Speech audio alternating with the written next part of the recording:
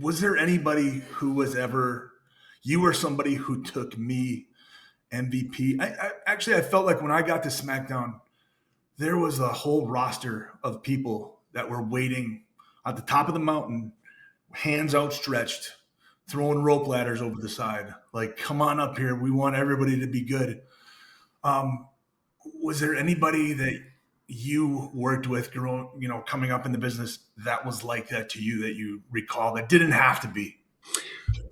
Yeah, just especially in a time period when I came up in the late '80s. I got the opportunity to work with the Spoiler. Um, End up taking all of his stuff after he retired.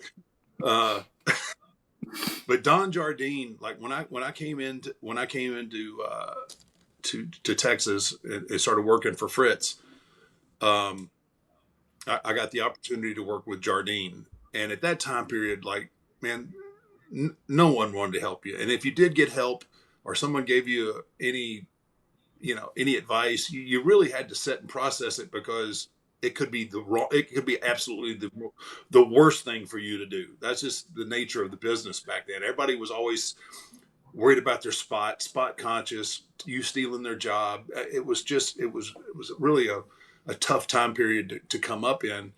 And I was fortunate enough to get booked with Jardine, Don Jardine, who's the Spoiler. And Mm-hmm. he really, I mean, he gave me offense and let me do some things to him that like people in his, at his level didn't have to do. Um, and I always was just like really impressed because it was not the norm for the time period. And, and again, and then also Bruiser Brody, uh, I worked with him one time, my very first professional match for a real company. I worked with I worked with Brody, and I mean he kicked the shit out of me, like Brody would do. And but in the dressing room, when I go back, he was like to I think Gary Hart might have been the booker at that point. Mm-hmm. Um, Gary Hart or yeah, it was Gary Hart, and he was like right there in the middle of the dressing room. I wish he would have picked a better spot. So I come in to thank him, for the match and, get any kind of feedback that he had for me. And, Gary was there too. And he was like, well, hey, what are you going to do with this kid? And he goes, we're kind of, and they were looking for somewhere else to ship me because they didn't have a spot, right? They were trying Mm-hmm. to send me somewhere else. And, he goes, yeah, we're trying to find you some place to go to work. And Brody says, well, I'm just telling you, right now, you ought to keep this kid and get rid of some of these other guys.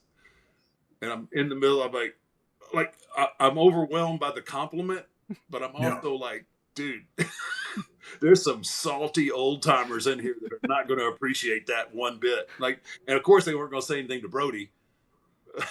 So, Right. Right. but I mean, for him, after one match, to kind of give me that endorsement really meant a lot to me. Um, yeah, so I would say Brody and Jardine, Yeah. and then obviously through, once I got to, WWF at the time, WWE, Jake was really hands on with me. Um, I mean, I learned so much from Jake, man. It was crazy, good and bad.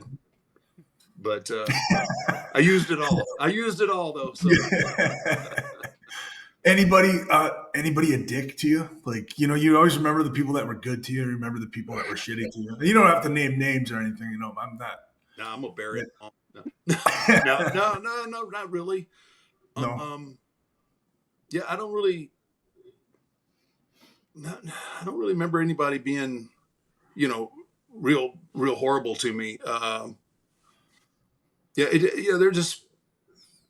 I think especially when I got to New York, it was there was there was a sense like okay they're gonna do something with this kid. So um, I think I probably got cold shouldered more than I did like anybody trying to mess with me or give me bad advice. It took a while for some of the old timers there to warm up to me.